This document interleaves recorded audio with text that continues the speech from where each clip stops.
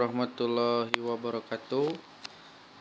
Ini dia cara untuk membersihkan bunga es di dalam kulkas dengan cara mematikan kulkas dan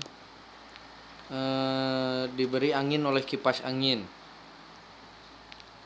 agar esnya bisa mudah dicopot.